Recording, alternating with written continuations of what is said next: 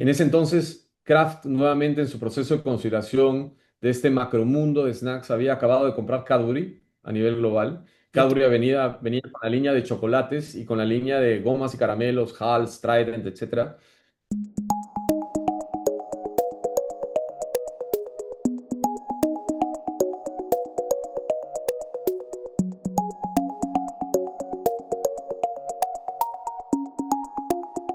Buenas noches, capítulo 27 de Tradecast. Contento con el avance que hemos tenido, contento con los invitados. El de la semana pasada estuvo maravilloso. Si es que ustedes se perdieron ese capítulo, pues tienen que verle. Estamos ahí en Spotify, estamos en YouTube, para que cualquier momento en su carro, en donde sea, puedan ver. Así que gracias primero por estar aquí, por vernos, y vamos adelante con un súper invitado. Estos capítulos a mí personalmente me satisfacen bastante. He tenido algunos en el anterior, etapa de Tradecast.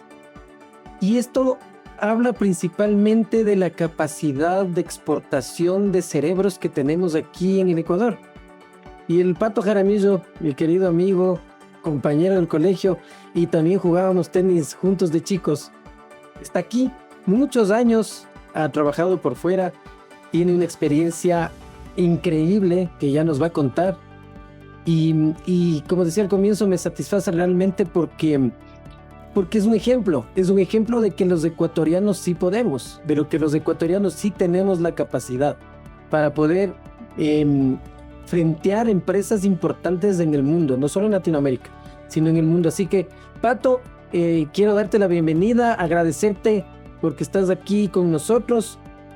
Actualmente eres vicepresidente comercial del canal no tradicional y gerente general de alimentos y home care del grupo AG. Para los que no conocen, el grupo AG es Big Cola, una mega empresa en el Perú. Así que, Pato, bienvenido, gracias por estar aquí. Cuéntanos un poquito de tu experiencia, somos todo ellos. No, muchísimas gracias. Gracias, Esteban, por la oportunidad. La verdad es que es un placer el poder estar aquí y poder compartir un poco de mi experiencia contigo, de lo que ha sido, digamos, sí, estos casi 30 años ya de trabajo, de experiencia desde que salí de la universidad. Eh, Ay, compañero de la universidad también fuimos, o sea, toda la vida. Dentro de la universidad también fuimos, del colegio de la universidad, ¿no? Entonces, después de la universidad, más o menos del año 96, que fue cuando nos graduamos, yo comencé a trabajar como visitador médico.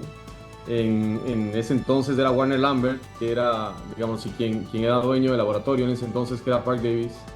Y la verdad es que yo comencé como visitador médico porque en ese momento, como que a mí me gustaba mucho el tema de las ventas, me gustaba mucho el tema de la medicina, que venía por el lado de mi papá, que es médico y que ha sido médico durante tantos años. Y de una u otra forma veía digamos, sí, una interrelación entre las dos cosas, ¿no? Pero después de más o menos unos 6, 7 meses donde estuve con ellos, apareció una oportunidad de vincularme al grupo Philip Morris. En ese entonces Philip Morris tenía la división de cigarrillos y tenía la división de alimentos, que era Kraft Foods, y todo incluido dentro de lo que era el grupo Itapsa, Proesa, que era, digamos así, la distribuidora, que era la filial de Ecuador. Y yo comencé a trabajar en el mundo de los alimentos, primero como un asistente de marketing. En realidad entré como parte de su programa de trainee. Y ahí estuve más o menos un año y medio, aproximadamente. Al año y medio, Philip Morris tenía un programa súper interesante que era a los talentos de Latinoamérica, los llevaba a desarrollar a su casa matriz en Estados Unidos, en Nueva York. Y yo participé en un proceso de selección y fuimos cerca de 25 personas de Latinoamérica que nos fuimos para allá en un programa de trainee todavía durante un año. ¿Cuántos aplicaban? ¿Cuántos aplicaban? Aplicaban, en realidad era por invitación, pero digamos así, pasaban por los procesos de entrevista alrededor de 120 personas. Y al final del día, pues fuimos algunos los escogidos que terminamos viviendo, digamos así, un año en Rye Brook, en Nueva York, donde quedaba la casa matriz. Yo trabajaba en el mundo de los alimentos, donde la idea era poder trabajar en una suerte de proyectos regionales. Te asignaban un proyecto y sobre esa base trabajabas con el director de marketing de Latinoamérica en ese entonces para poder desarrollarlos, ¿no?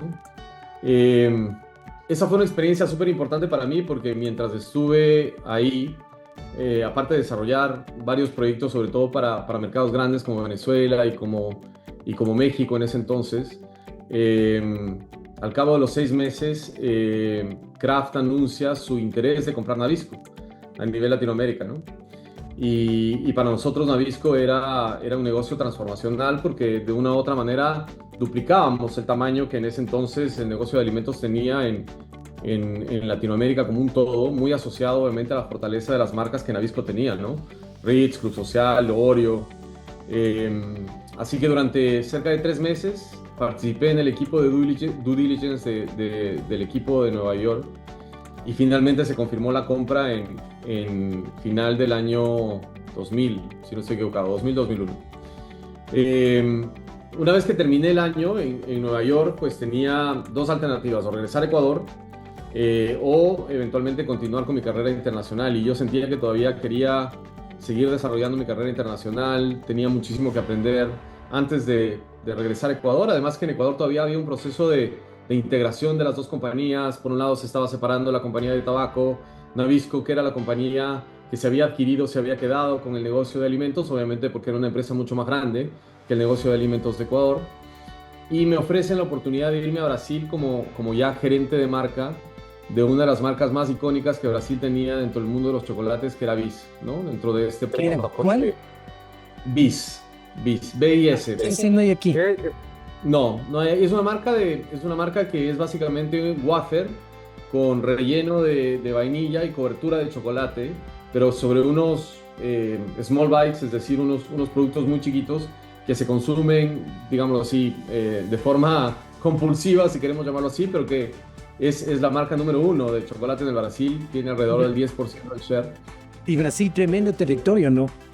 Un nuevo territorio, un territorio mucho más grande. La verdad es que yo fui a Brasil con una expectativa y con un miedo también, porque yo no hablaba portugués en ese entonces, no tenía hijos, estaba solo con mi esposa y al final del día pues terminamos en un espacio que la compañía se había mudado de San Paulo a Curitiba, entonces todo el mundo era nuevo. Curitiba porque ahí habían trasladado todas las operaciones fabriles y también las operaciones de administración, entonces como la gente era un poco nueva y nos ofreció la oportunidad de comenzar a crecer, primero en chocolates, después como gerente de marketing de galletas. Ahí tuve la oportunidad de manejar, digamos así, unos lanzamientos más icónicos probablemente que la compañía había tenido, que el lanzamiento de Oreo, que es probablemente la marca más global que Mondelez tiene en el mercado brasilero. Y al cabo de estar ahí 4 años, primero como gerente de producto y después como gerente de grupo de marcas, me ofrecen la oportunidad de venir a Perú para manejar el negocio de snacks, que fundamentalmente era chocolates, caramelos y galletas para el mercado local, para el mercado peruano. Es la primera vez que vengo al Perú, que fue en el 2005. Y al cabo de poquito tiempo, la verdad es que la empresa Mondelez, que todavía no era Mondelez en eso, era Kraft, dentro de sus tantos procesos de reestructuración comienza a formar parte de unas estructuras más regionales. Nosotros nos llamábamos el oeste andino, que consolidaba Perú, Colombia, Ecuador y Bolivia bajo un solo modelo de negocio, con el objetivo de poder estandarizar un poquito las prácticas de mercadeo. Si bien es cierto, hay marcas que eran muy globales, pero consumidores muy locales, y la oportunidad que teníamos era poder desarrollar estas marcas, digamos así, a nivel transversal, ¿no? Alinear, digamos así, toda la parte de innovación, el lanzamiento de nuevos productos, la parte de la comunicación. Era más importante el poder estar agrupados dentro de una región que desde la perspectiva de representatividad tenía mucho más peso en Latinoamérica que ser países medianamente pequeños, digamos así, como Ecuador, como Perú o como Colombia, tratando de actuar de forma individual en un mundo muy globalizado, ¿no? Entonces asumí la dirección de marketing ahí en Perú, primero de esta área andino oeste, y al cabo de los 2 años se consolida nuevamente con Venezuela. Venezuela era un negocio muy importante para Kraft en ese entonces. Representaba el segundo mercado más importante en volumen y el primero en rentabilidad para Latinoamérica. En ese entonces, digamos, si hacer negocios en Venezuela no era fácil, pero no era como lo es hoy. había mucha demanda interna, alguna complejidad para producir, pero básicamente el mercado, digamos, sí estaba muy caliente en ese entonces. Y consolidan las operaciones a nivel andino y me mudo para Caracas para manejar, digamos, sí, ya un negocio mucho más grande. Era un negocio de cerca de $300 millones de facturación, con presencia, digamos así, en prácticamente todos los mercados, con una representatividad de marcas globales como Oreo y Ritz, digamos, y Ritz muy enfocada en el mercado ecuatoriano, Oreo muy enfocado en el mercado venezolano, Club Social muy enfocada en el mercado colombiano.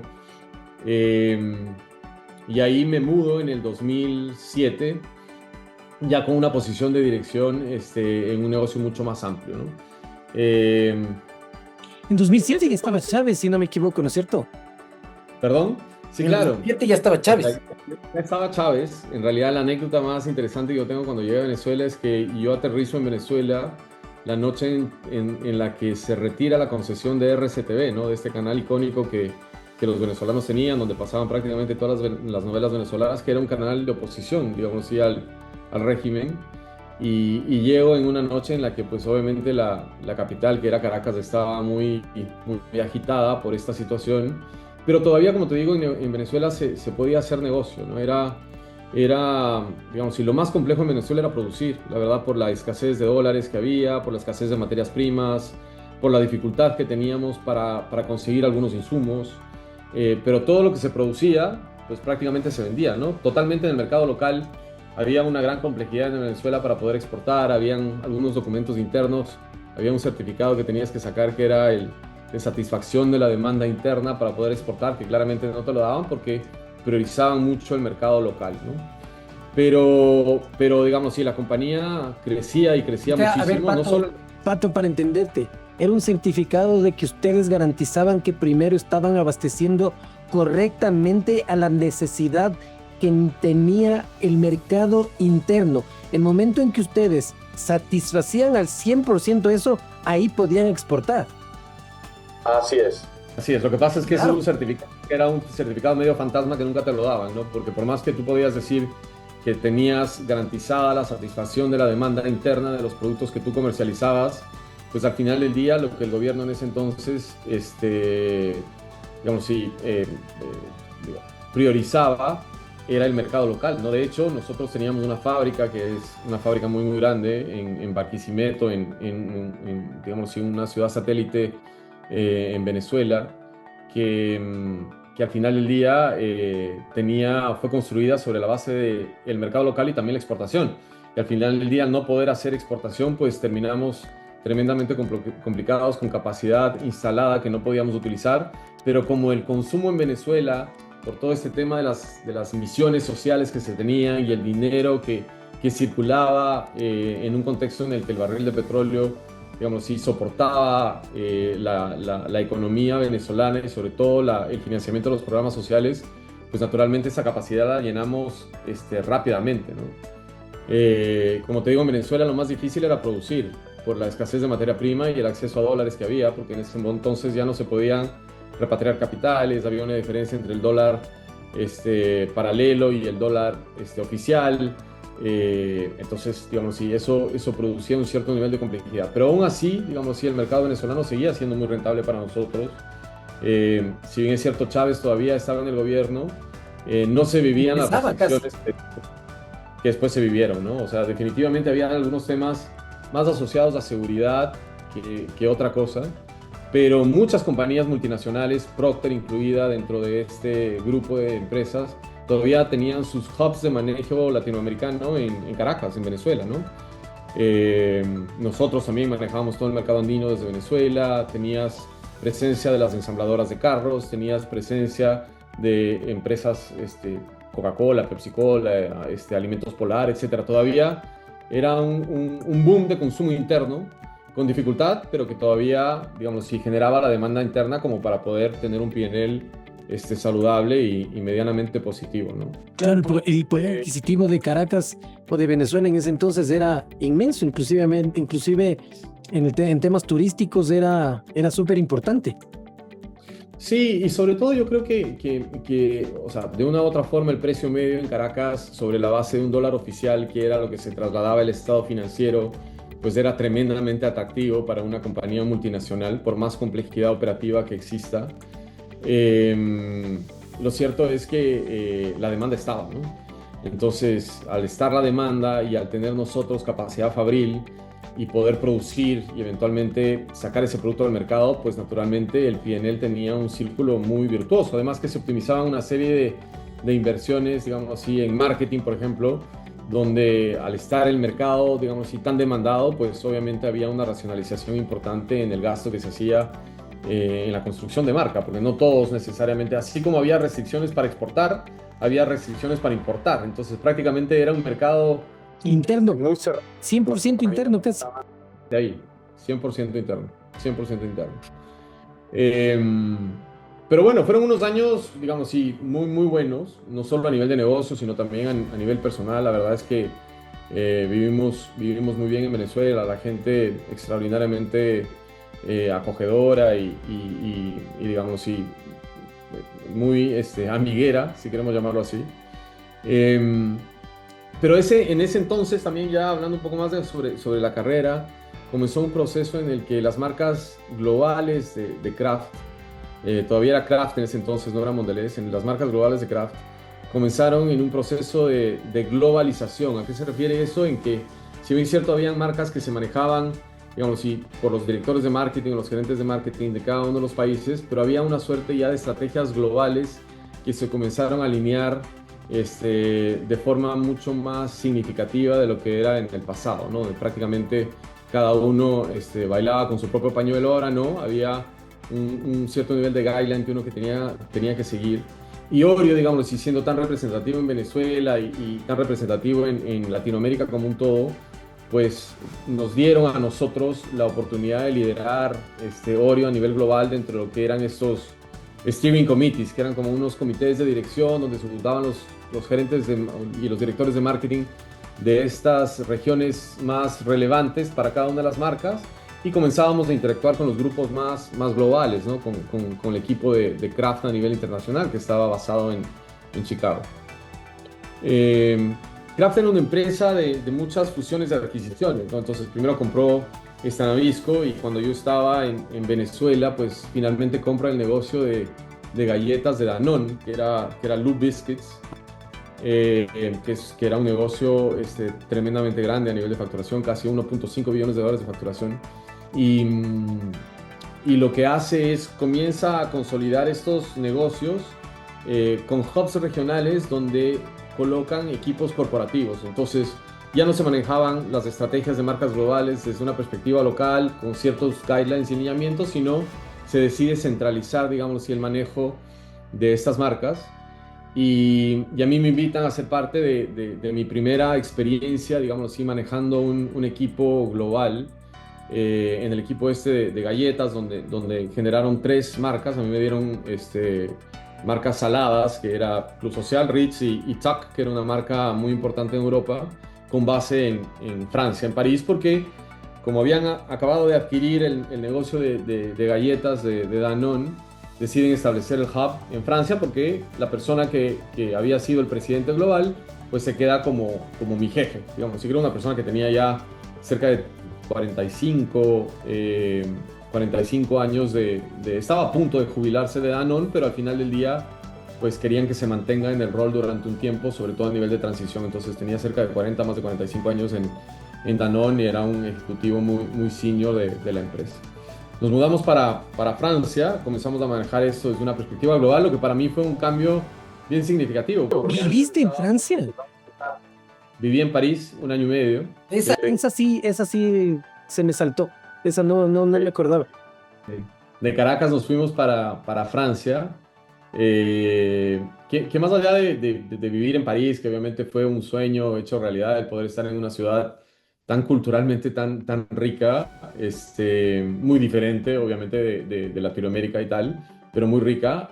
Fue muy interesante porque era la primera vez en la que tú sabes que los roles globales y los roles locales son muy diferentes, ¿no? Un rol global es un rol más de asesoría, es un rol más de generación de la estrategia, es un rol más de influencia, si lo queremos llamar de alguna forma, versus un rol operativo que tú tienes un control puro y duro de lo que haces a nivel de P&L, ¿no?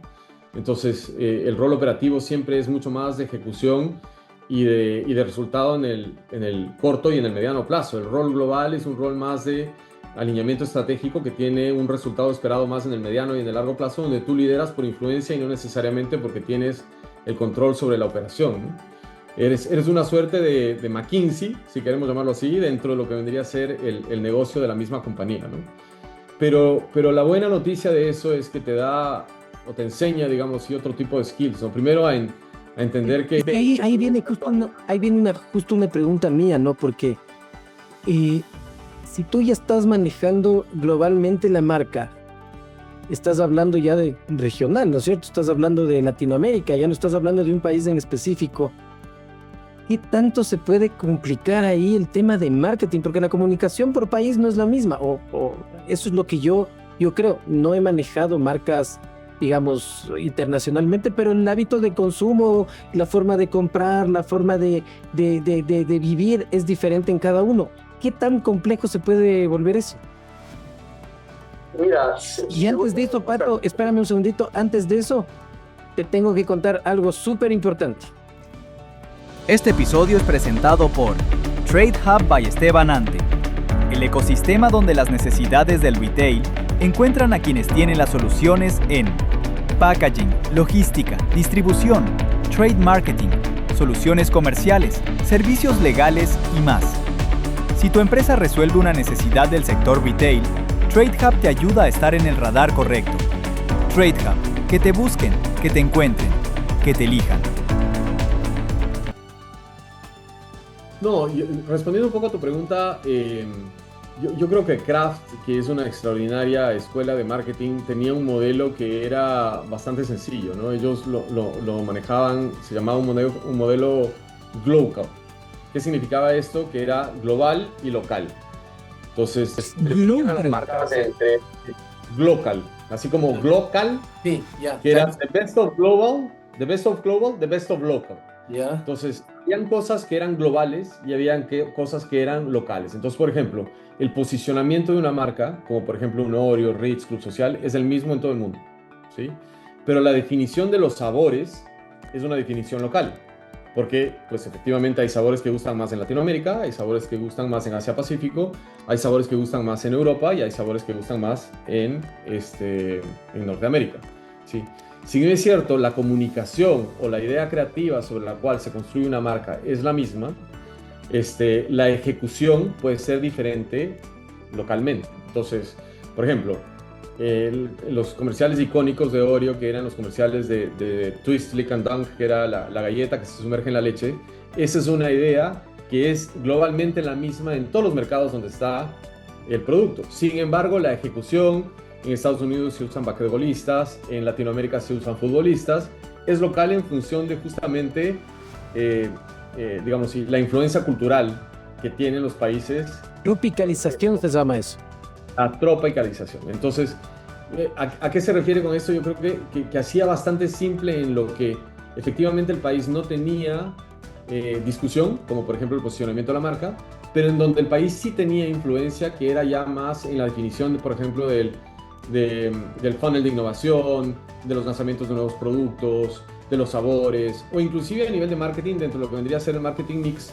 Habían países que eran mucho más enfocados en televisión abierta, habían países que eran mucho más enfocados en cable, habían países que estaban mucho más enfocados en ejecución en el punto de venta. En ese entonces digital, digamos, y no era definitivamente lo que es hoy, eran más los medios tradicionales, si queremos llamarlo de alguna manera.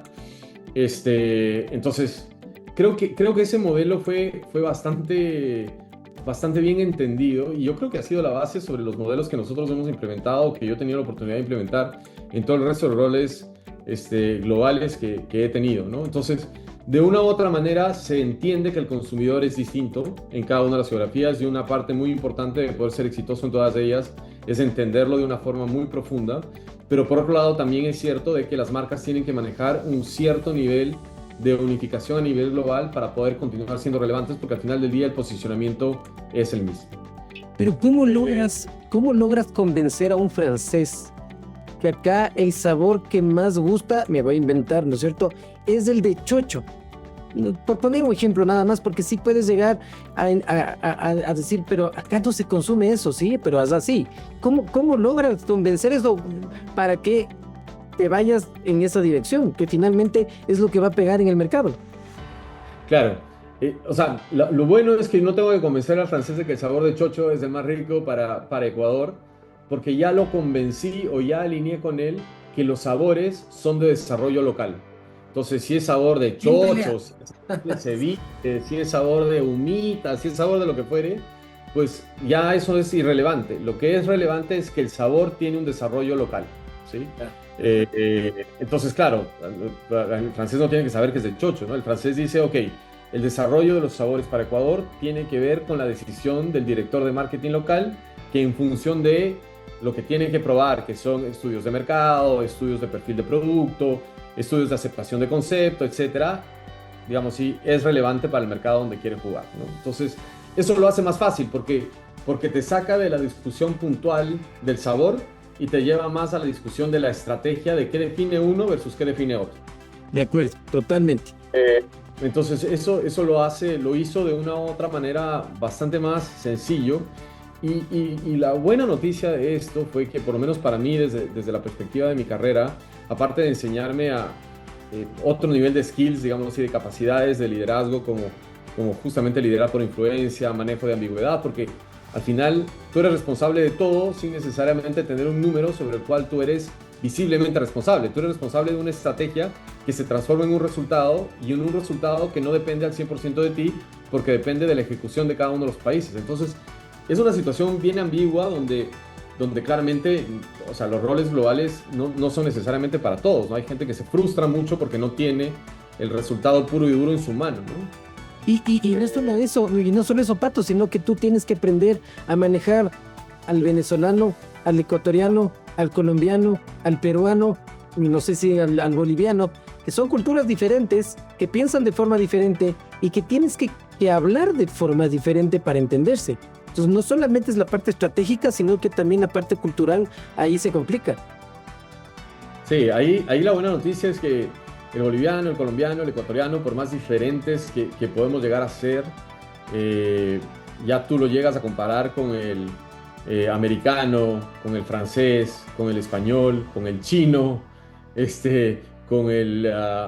digamos, y con la gente de la India, de Sudáfrica, etcétera, que son mercados que eran muy relevantes para nosotros, pues ahí sí son bastante diferentes, ¿no? Entonces, creo que es un rol en el que tú tienes que liderar por influencia muchísimo, ser muy persuasivo en lo que tú defines, ¿no? Al final, yo creo que armamos una estructura muy bonita en la que los directores de cada una de estas áreas geográficas pasaron a reportarme de forma funcional a mí. Entonces éramos como un equipo que buscaba más aquellas cosas que eran comunes para el desarrollo de las estrategias de la marca y dejábamos aquellas cosas que eran diferentes para la ejecución local. Entonces siempre se sentía como que no era Global quien imponía, digamos así, lo que se tenía que hacer, sino que Global de una u otra manera establecía el marco estratégico sobre el cual se desarrollaban las marcas, pero había mucho aporte de el chino, el francés, el egipcio, el sudafricano, etcétera, sobre lo que vendría a ser ya la parte ejecucional que también de una u otra manera construye el resultado que se busca en la marca, ¿no? Clarísimo. Y así lo entendió el top management de Mondelez y fue un año y medio muy rico. En ese entonces no éramos Mondelez todavía, seguíamos siendo Kraft. Pero al cabo del año y medio me llama mi anterior jefe que había estado en Venezuela, que era vicepresidente del área andina, y me ofrece la oportunidad de regresar a Perú como gerente general de la operación de Perú que consolidaba Perú y Bolivia. En ese entonces, Kraft, nuevamente en su proceso de consolidación de este macromundo de snacks, había acabado de comprar Cadbury a nivel global. Cadbury venía con la línea de chocolates y con la línea de gomas y caramelos, Halls, Trident, etc. Y estaban en todo el proceso de consolidación de la operación local. Y yo siempre yo salí de las operaciones como director de marketing y al final del día fui director de marketing global, pero no había tenido el rol de gerente general. Y yo quería, pues, obviamente, llegar a esa posición.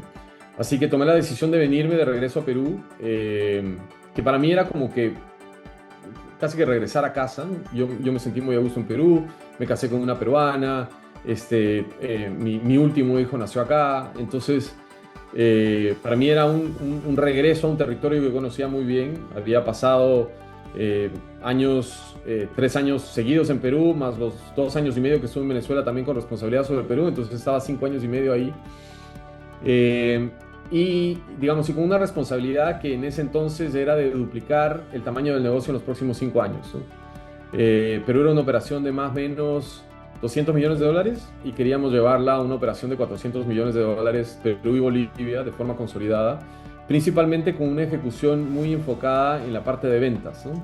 Donde teníamos una distribución directa que habíamos construido a través de distribuidores exclusivos, pero que todavía teníamos la oportunidad de seguir creciendo en cobertura, teníamos oportunidad de seguir creciendo sobre todo en la parte de rotación de nuestras marcas, de nuestros productos, teníamos mucha oportunidad para poder ejecutar de forma excelente el punto de venta, teníamos digamos, un desafío para salir de la segmentación tradicional donde te miras prácticamente al ombligo de cuánto factura un punto de venta,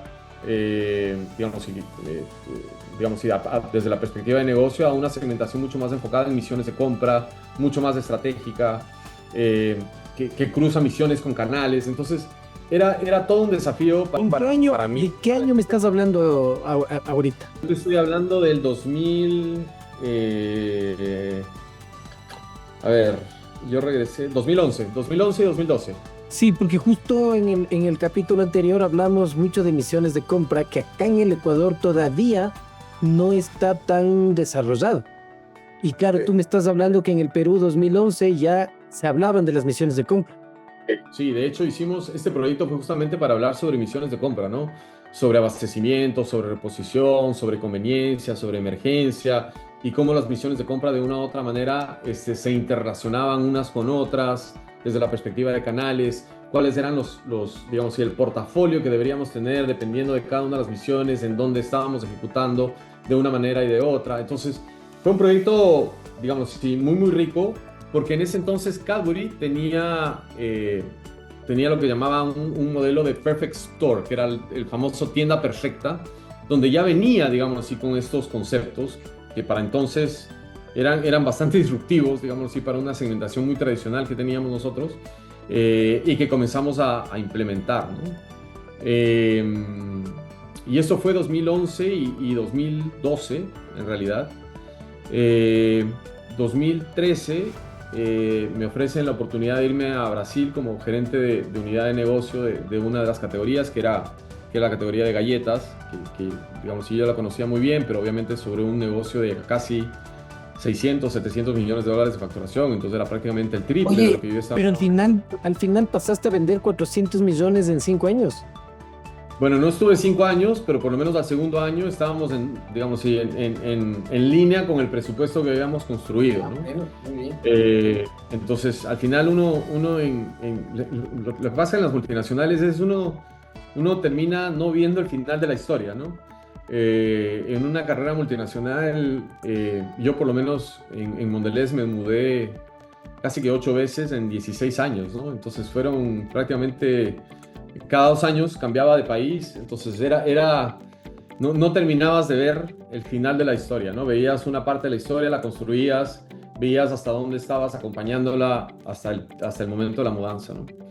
Pero en el 2014... ¿Ah? Te fuiste a Brasil, ahí nos quedamos. Me fui para Brasil y en el 2014 bueno, estuve 1 año y poco en Brasil, y en el 2014 aparece la oportunidad de regresar a Perú, a Alicorp, ¿no? que es probablemente una de las multinacionales peruanas. De hecho, tú trabajaste en Alicorp. Yo trabajé en el 2007 en Alicorp acá en Ecuador, sí. Linda empresa. Linda empresa. En ese entonces querían potenciar su negocio de consumo masivo, también sobre la base de muchas adquisiciones que tenían, digamos sí, la oportunidad de hacer. Habían acabado de comprar un negocio de cereales en el Perú, estaban analizando las compras de otros negocios también, no solo en el Perú, sino también en otros mercados a nivel Latinoamérica. Y vengo a Perú como vicepresidente del área de consumo masivo y toda la parte de innovación, que fue una experiencia linda, ¿no? Yo creo que en Alicorp, digamos, sí, no solo que es una gran empresa de marketing, es una gran empresa de ventas, es una empresa digamos así, de consumo masivo que se maneja de una forma bien financiera. Entonces comienza a profundizar muchos de los criterios financieros que probablemente en una empresa o en un negocio de marketing pues definitivamente no los ves. Hicimos compras. O sea, básicamente se acabó el tema 100% estratégico y ahora tenemos que mezclar esto con la parte financiera, que es parte fundamental del negocio. No puedes separar las dos cosas, no se puede manejar el uno por un lado y el otro por otro lado. Sí, yo creo que lo que fue interesante en el caso de Alicorp es que, si bien es cierto, el marketero maneja mucho el tema del P&L, de lo que es el estado de pérdidas y ganancias, el famoso profit and loss. Lo que terminó sucediendo en Alicorp es que, como era una empresa muy financiera, ya había otros criterios mucho más avanzados de manejo de flujo de caja, de valorización de activos, de presupuestación de sinergias, porque el modelo de crecimiento de Alicorp era un modelo mucho más de crecimiento inorgánico. Entonces se compró una empresa de cereales que fue Global Alimentos en el Perú, se invirtieron cerca de $500 millones en la compra de Intradefco, que también era una empresa de home care en el Perú, con presencia en algunos mercados internacionales. Se compró una empresa de consumo masivo en Bolivia, se compró la empresa de aceites también boliviana. Es decir, hicimos inversiones de casi $2 billones a lo largo de los casi 10 años que estuve ahí, ¿no? Entonces hicimos algo que fue muy rico en el caso de Alicorp. Hicimos una sociedad con la gente de IDEO, que es una empresa de innovación de renombre mundial, digamos así, para establecer un equipo de innovación puramente dedicado a lo que son innovaciones disruptivas. En el caso de Alicorp establecimos un laboratorio de innovación, digamos así, en Alicorp. Es decir, fue un proceso bien bacán, que, digamos así, al cabo de los 10 años, uno termina como que cerrando un poco los ciclos de vida, de tu permanencia, digamos así, o tu relevancia en la compañía. Ya había tenido la oportunidad de desarrollar a varias personas, y aparece pues obviamente la oportunidad de trabajar en AGE, ¿no? AGE es, para quien no lo conoce, es tal vez la multinacional peruana con más presencia a nivel internacional. Tenemos tenemos presencia en casi más de 25 países a nivel mundial, ¿sí? Desde toda Latinoamérica, digamos así, desde México hasta Chile, exceptuando Brasil y Argentina, pero también tenemos presencia en algunos mercados en el Asia, en Tailandia, en Indonesia. Estamos presentes en Egipto, en Camerún, en Nigeria. O sea, digamos así, es siempre, digamos así, sobre el negocio icónico de bebidas que se ha construido. Bicola, como tú lo comentaste al inicio, fue como que la oportunidad de crecimiento tan grande que la compañía tuvo en el momento en el que lo miró, porque el consumo, digamos, per cápita de bebidas carbonatadas era muy chiquito a nivel global. Había un precio medio que era excesivamente alto, porque obviamente estaban las dos marcas líderes ahí, y AGE entra con lo que nosotros llamamos la democratización del consumo, que era justamente ofrecer altísima calidad a precios muy competitivos, ¿no? Y es la marca icónica que tiene AGE, pues porque cuando lanzan Bicola, creo que nadie la ha movido a Coca-Cola como le movió Bicola, aquí en Latinoamérica me refiero, ¿no? Nadie creo que la ha movido así. Fue impresionante lo que hicieron, oye, o sea, no hay ni palabras de que una empresa en ese entonces, no sé en el Perú qué tan grande podía haber sido, porque no se conocía, pero acá en el Ecuador era nuevita, o sea, había recién llegado, y que le mueva como le movió a Coca-Cola, para los que estábamos en ese entonces, y bueno, yo sigo, pero los que estábamos en ese entonces en este mercado, fue impresionante. Sí. La verdad es que, o sea, Bicola fue como que el punto de ingreso, ¿no? AGE tiene una historia. De hecho, mañana es nuestro aniversario. Mañana cumplimos 38 años de existencia en el mundo. Comienza en el Perú, comienza en una zona que había sido muy abatida por el terrorismo en aquella época, en Ayacucho. Es una empresa privada de la familia Añaños, que comenzaron ellos mismos embotellando bebida carbonatada. En ese entonces no era Bicola, era Cola Real la que se producía. Ese es el origen, digamos así, de la empresa, en botellas recicladas de cerveza, en un territorio que estaba dominado por el terrorismo, donde no podían entrar nosotros les decimos los rojos a la gente de Coca-Cola y los azules a la gente de Pepsi-Cola. No podían entrar ninguno de los dos porque estaba totalmente bloqueado por el terrorismo, ¿no? Y de ahí, 38 años más tarde, pues tenemos una empresa legítimamente internacional que ya no, digamos, si ya no solo está en el rubro de las carbonatadas con Bicola, sino tenemos marcas dentro del mundo de las carbonatadas con Bicola, ahora con marcas nuevas que hemos lanzado acá en el Perú, que probablemente, digamos, si más adelante vamos a estar lanzando en Ecuador, como HeyFit, tenemos marcas de agua como Cielo, tenemos isotónicos con Esporate, que también está presente en el mercado ecuatoriano, de hecho es líder de isotónicos en el mercado ecuatoriano. Tenemos Volt también dentro del mundo. Acá son líderes con Sprite. No sabía. Claro. No sabía eso. Sí, Venden más que Gatorade y Powerade. Vende más que Gatorade y vende más que Powerade. Sí, y en el Perú igual, ¿no? O sea, lo bueno el mundo de las bebidas, digamos, sí, números más, números menos. A nivel global, el 50% del mercado es bebidas carbonatadas, donde está Bicola compitiendo con Coca-Cola y con Pepsi-Cola, y con algunas otras marcas, dependiendo de la zona geográfica. Pero el resto del 50% restante está dividido entre diferentes categorías de producto, dentro de las cuales obviamente está el agua, las bebidas isotónicas, las bebidas energizantes, los sueros, hoy que han cobrado, digamos, sin muchísima relevancia en algunas geografías, como México, en Ecuador también. Nosotros tenemos una marca que compite muy activamente ahí, Delete.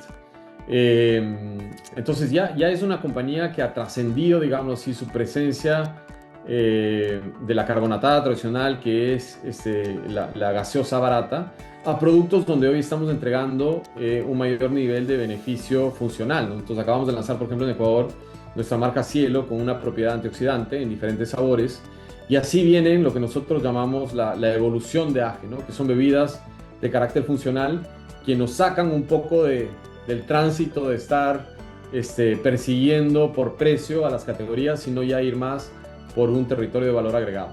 Oye, sí, impresionante, Pato, todo lo que nos cuentas. Ya se nos está acabando el tiempo, lamentablemente ha pasado volando como siempre. Es una pena, no tengo un montón de preguntas que hacerte, pero ya nos toca cerrar. Quiero cerrar con un minutito que nos cuentes ahorita. Tú viajas un montón a Asia, estuviste recién por Tailandia, estuviste por ¿cómo se llama? Por todos esos lugares. Por allá ahorita no se me viene a la mente, porque veo siempre, yo te sigo un montón. Y el mercado de allá, en un minutito cuéntanos cómo se diferencia con el mercado latinoamericano, porque ya es otro consumo, es otra gente completamente diferente.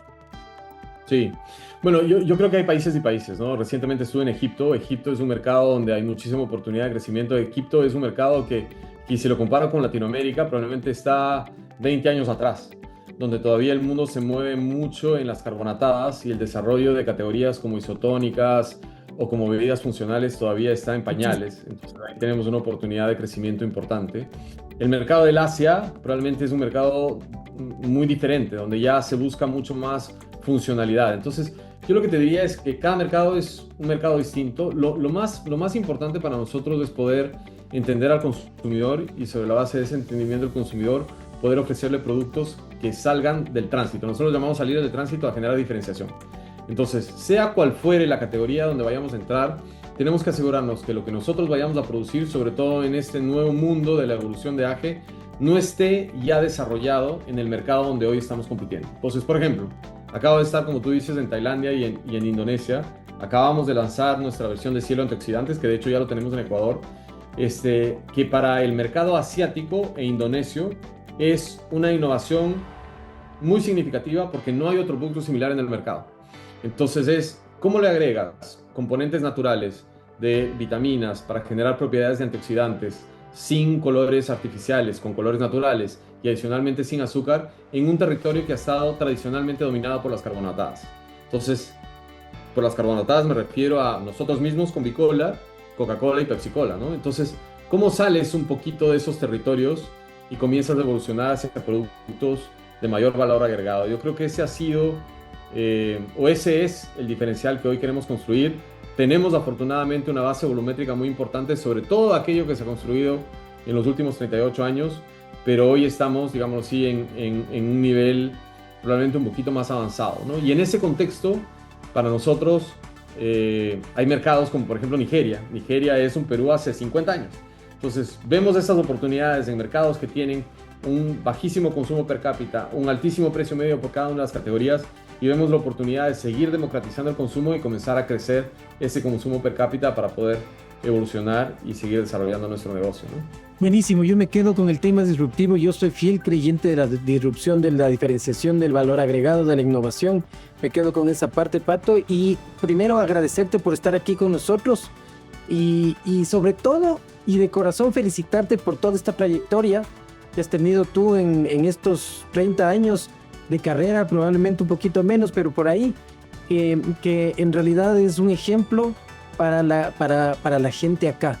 Has logrado lo que muchos no han podido y han querido, pero más allá de eso es ver que sí se puede, que cuando uno se pone con objetivos altos, puedes llegar a esos objetivos altos. Así que te felicito de corazón y te agradezco que hayas estado aquí, y esta es tu casa para cuando quieras volver. Gracias Esteban, gracias por la invitación. La verdad es para mí es un placer poder estar aquí contigo y poder contar un poquito esa historia y definitivamente estar en sintonía contigo de que cuando se quiere, se puede, ¿no? Definitivamente, pero también es cierto que hay muchos sacrificios que uno tiene que hacer. Sin duda. Y creo que es una parte importante del desarrollo profesional de la gente, ¿no? Sin duda. Y gracias a los que estuvieron aquí con nosotros en este capítulo tan divertido con el Pato. No se olviden de suscribirse en Spotify, en YouTube, para que puedan ver todos nuestros capítulos anteriores y los que vienen. Así que gracias a todos y nos vemos el próximo lunes. Chao.